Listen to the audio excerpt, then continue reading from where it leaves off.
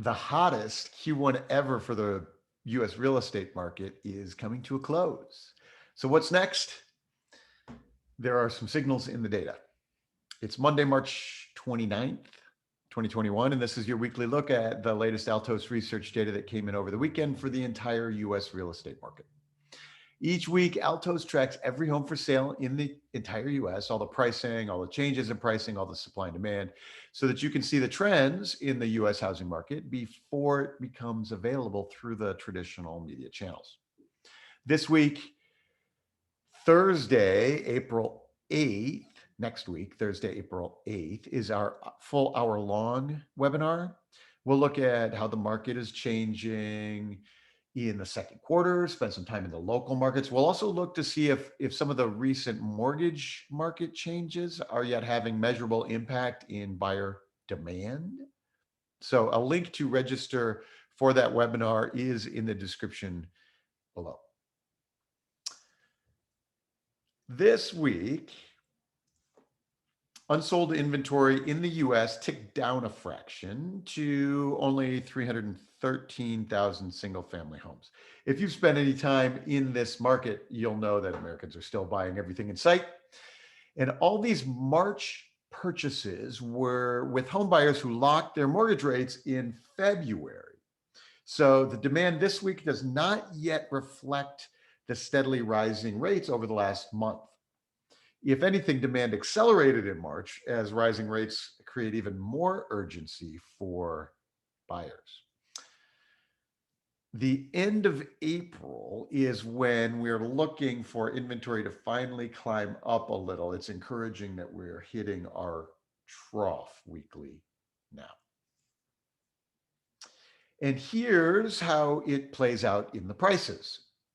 The median price of single family homes in the US continues to rocket up each week.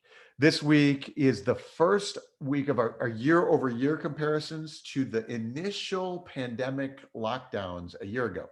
The result is that home prices are up nearly 14% over this week last year. You can see the red line here with its steep climb at the far right. This week last year, with that initial pandemic lockdown, prices were actually a fraction lower than the same week in 2019.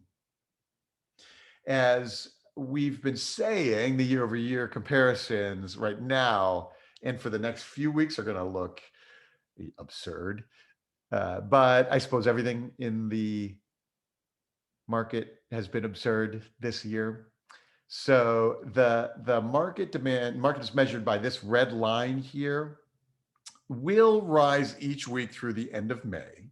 But then by early May, the annual price appreciation will at least catch up a little bit and compress. So we won't be in this 14, 15, 16% year over year price increases, as that pandemic dip last year only lasted 5 weeks total.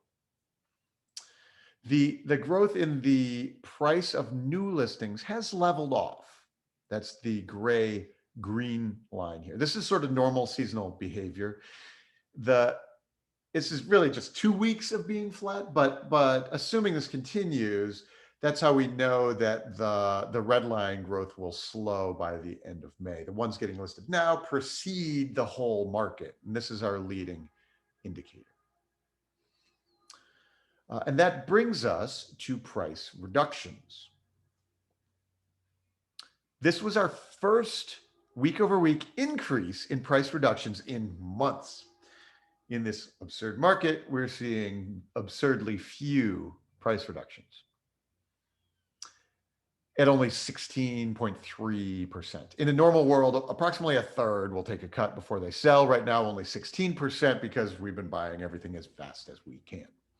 But this ticked up from 16.1% last week.